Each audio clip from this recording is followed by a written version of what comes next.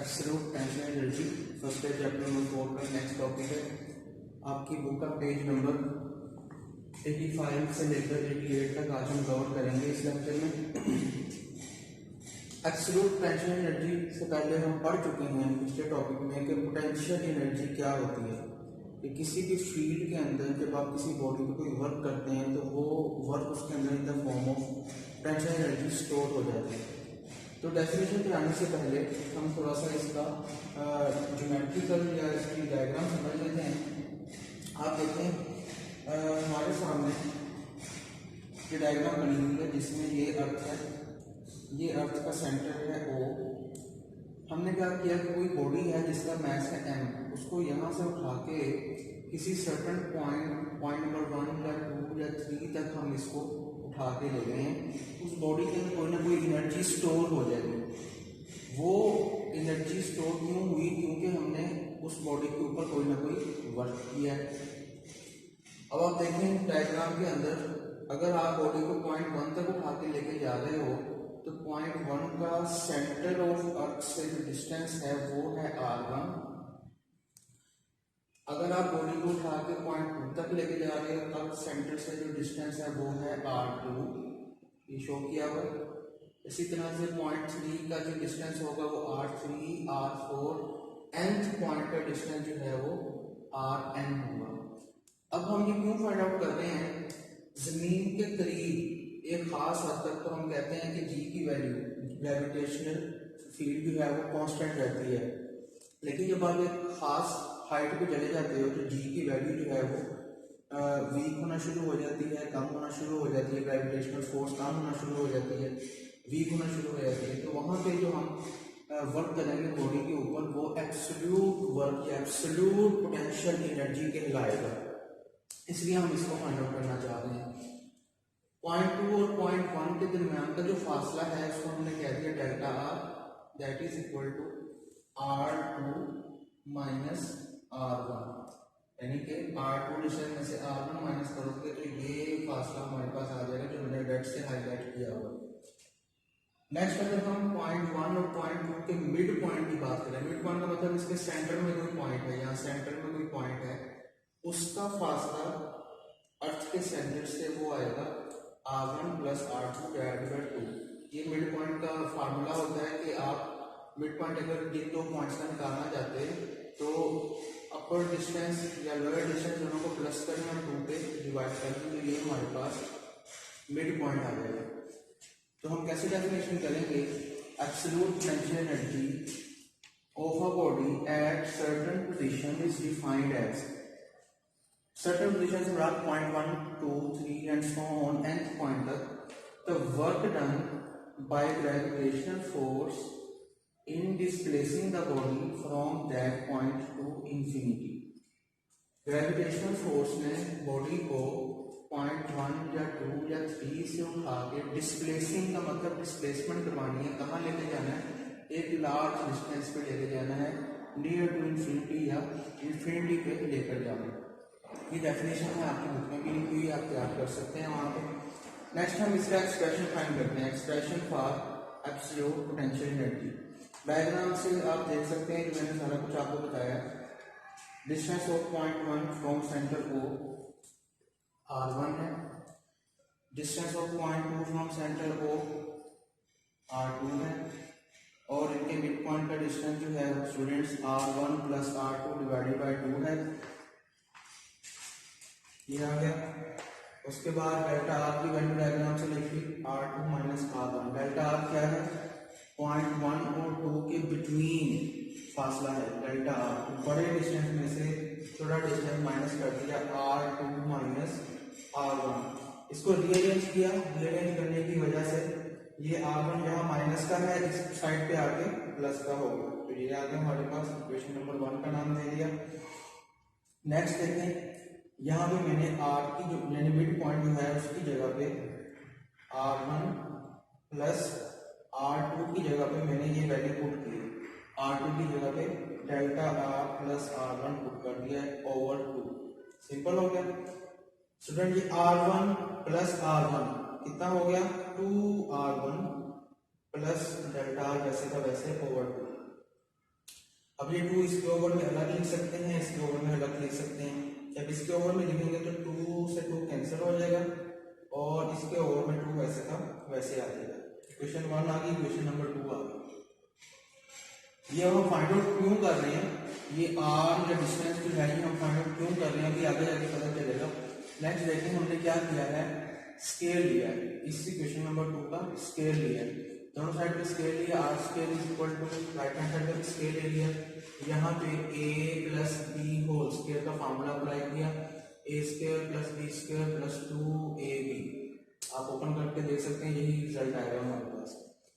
उसके बाद देखिए r1 का स्केयर तो वैसे का वैसे आ गया अगले स्टेप में, और ये भी वैसे का वैसे आ गया रिजल्ट। सिर्फ क्या हुआ है, ये 2 और 2 आपस में कैंसिल हो गए, कैंसिल होने के बाद क्या बचा, r1 डेल्टा, ये यहाँ पे आ गया। ये फैक्टर कहाँ गया ये समझ लें। डेल्टा आर आप अगर डायग्राम में देखें बिल्कुल एक स्मॉल डिस्टेंस है, यानी 0.1 और 0.2 बहुत क्लोज हैं, तो वो एक स्मॉल डिस्टेंस है, very small distance, very small value. जब आप इसका स्केल लेंगे तो स्केल लेने के बाद वैसे तो आंसर बड़ा होता है, लेकिन जो छोटी वैल्यू होती है पॉइंट्स में जो वैल्यू होती है डेसिमल्स में, उसका जब आप स्केल लें तो आंसर और छोटा हो जाता है।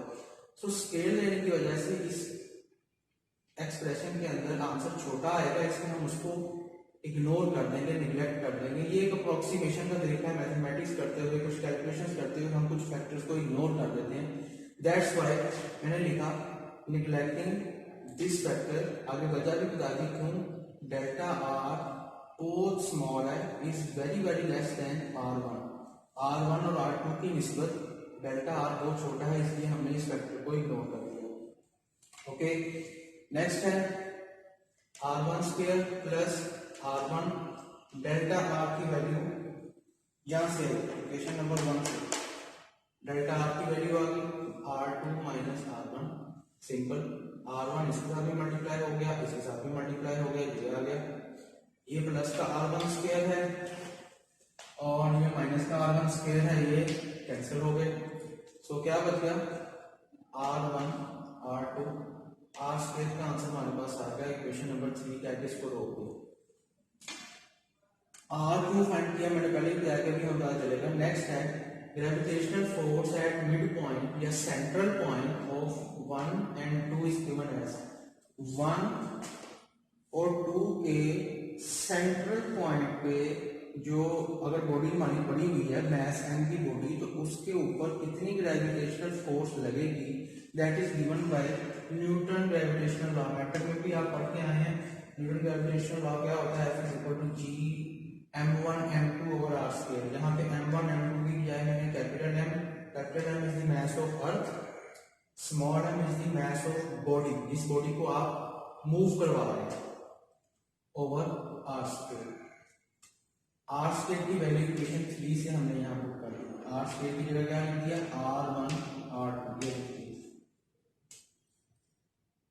आप अगर आप डेफिनेशन में देखें तो हमने क्या फाइंड करना है, वर्क डन फाइंड करना है, और वर्क डन का फार्मूला स्टूडेंट्स क्या होता है, F डॉट डी, फोर्स और डिस्प्लेसमेंट का डॉट प्रोडक्ट। लेकिन यहाँ पे डिस्टेंस जो है 0.1 और 0.2 के दरमियान में वो कितना है, डेल्टा आर है, इसलिए हमने यहाँ पे डेल्टा आर लिखा। अब आपको समझ आ गई होगी कि हमने आर क्यों निकाला है, फोर्स क्यों निकाली है, डेल्टा आर की वैल्यू क्यों फाइंड आउट की है, ताकि हम वर्क फाइंड आउट करते हुए ये वैल्यू यहाँ पे पुट कर सकें। Okay, F dot delta R is equal to dot product खत्म करेंगे, सो क्या आ जाएगा, कॉस थीटा। थीटा यहाँ पे 180 क्यों है, ये आपको मैंने पिछले लेक्चर में भी समझाया था। थीटा 180 क्यों आता है, जब फोर्स और डिस्प्लेसमेंट ऑपोजिट डायरेक्शन में हो। आप देखेंगे ग्रेविटेशनल फोर्स जो है वो डाउनवर्ड एक्ट कर रही है और बॉडी को जो है हम अप साइड ऊपर की तरफ मूव करवा रहे हैं, तो इनके दरमियान में थीटा 180 डिग्री आ रहा है, इसलिए मैंने यहाँ पे थीटा की जगह पे 180 पुट किया। cos 180 -1 होता है, तो वो माइनस मैंने शुरू में लिख दिया। क्लियर, नेक्स्ट इसकी वैल्यू पुट कर दें। फोर्स की वैल्यू कितनी है, Gmm ओवर r1 r2, वो यहाँ पे पुट कर दी, और डेल्टा आर की वैल्यू जो है वो इक्वेशन नंबर 1 से यहाँ पुट कर दी, r2 माइनस r1। नेक्स्ट देखें, ये R1 R2 इसके ओवर में है तो इसके ओवर में भी तो लिख सकते हैं, एक्चुअली ये दोनों के ओवर में है, इसके ओवर में लिख दिया ताकि मैं इसको सिंप्लीफाई कर सकूं। अब देखें R2 के ओवर में ये अलग लिख दिया और R1 के ओवर में इसको अलग लिख दिया। अगर आपको ये स्टेप कंफ्यूज कर रहा है तो आप देखें आप इस स्टेप का एलसीएम में वापस यही आएगा, इस स्टेप का एलसीएम में वापस यही स्टेप आएगा। सो हमारे पास ये आ गया, यहाँ पे माइनस भी आना है, माइनस यहाँ से मिस हो गया, माइनस भी आना है यहाँ पे। तो माइनस किस वजह से आ रहा है? ऑपोजिशन की वजह से। कौन सी ऑपोजिशन? फोर्स और डिस्प्लेसमेंट दोनों ऑपोजिट डायरेक्शन में। R2 से R2 कैंसिल, R1 से R1 कैंसिल, यहाँ क्या बचेगा 1 over R1 minus 1 over R2। Next step में देखें, work done in moving body from point 1 to point 2 is equal to minus GMM over 1 over R1 minus 1 over R2। ये आपको clear हो गया होगा। अब यही मैकेनिज्म इस्तेमाल करते हुए जो हमने बॉडी को पॉइंट 1 से पॉइंट 2 तक डिस्प्लेस करवाया है, इस तरह से आप बॉडी को पॉइंट 2 से 3 तक लेके जा सकते हैं, या 3 से 4 तक, 4 से 5 तक, 5 से 6 तक। आपने जितने भी ये इंटरवल्स बनाए हुए हैं, इंटरवल बनाने का तरीका आप सीख चुके हैं। मिसाल के तौर पे हमने 100 इंटरवल्स बनाए हुए हैं, सो फिर क्या होगा 99th इंटरवल से 100th इंटरवल तक जो आप वर्क करेंगे वो सारा वर्क हम इसी तरीके से फाइंड आउट कर सकते हैं। तो दोबारा इतनी लंबी कैलकुलेशन करने की जरूरत नहीं है, हम सिमिलरली कर देंगे। Similarly work done in moving a body from point 2 to point 3, 2 से 3 तक बॉडी को अगर आप लेके जाना चाहें तब जो वर्क होगा वो कितना होगा बच्चों? Minus GMM 1 over R2 minus 1 over R3। यानी कि 2 से 3 तक जाना तो पहले किसका डिस्टेंस आ रहा है 1 ओवर R2, और बाहर कहाँ लेके जाना है 3 तक तो 1 ओवर R3। इसी सीक्वेंस में, इसी तरतीब में आप देखिए, जहाँ पे work done from point 1 to 2 था, पहले R1 लिखा है बाद में R2 लिखा है। उसी तरतीब से 2 से 3 तक जब जाएंगे तो पहले R2 बाद में R3, so on. Dotted line का मतलब ये है कि सो ऑन n-1 पार्ट से इंटरवल से nth इंटरवल तक आपने जाना है। मतलब आप समझ लें 99 से आपने 100 तक जाना है। तो क्या होगा माइनस GMM तो वैसे ही आ गया 1 ओवर Rn माइनस 1 और 1 ओवर Rn। ये हमारे पास वर्क डन आ गया जो हम पॉइंट 1 से 2 तक या 2 से 3 तक या 3 से 4 तक या n-1 से n तक बॉडी को मूव करवाने के लिए कर सकते हैं। अगर आप टोटल वर्क निकालना चाहें तो कैसे आएगा? इन सारी इक्वेशंस को प्लस कर दें। Total work done is equal to work in moving from 1 to 2, 2 to 3, 3 to 4 and so on n-1 से n तक। देखें GMM सबके पास है, ये फैक्टर हम यहां से कॉमन ले सकते हैं, इसकी हमने कॉमन ले लिया और ब्रैकेट्स वाली वैल्यू लिख दी 1 over R1 minus 1 over R2, 1 over R2 minus 1 over R3, 1 over R minus 1 minus 1 over R minus R and so on. ठीक हो गया। अब यहां पे देखें कुछ फैक्टर यहाँ पे कैंसिल होंगे, ये माइनस का फैक्टर है, ये प्लस का फैक्टर है, ये कैंसिल हो गया। इसी तरह से माइनस 1 ओवर R3 और डॉट्स में छुपा हुआ है 1 ओवर R3 प्लस का, ये भी कैंसिल हो जाएंगे। इसी तरह से सारे फैक्टर्स कैंसिल होते जाएंगे। Rn-1 कैंसिल हो जाएगा, इधर डॉट्स में माइनस का Rn-1 होगा, सिर्फ फर्स्ट फैक्टर बच जाएगा और लास्ट फैक्टर बच जाएगा, यानी कि R1 बच जाएगा और Rn बच जाएगा। Rn क्या है? सेंटर से लेकर पॉइंट n तक का फासला जो है वो Rn। तो ये आ गया हमारे पास, ये स्टेप आपको क्लियर हो गया होगा।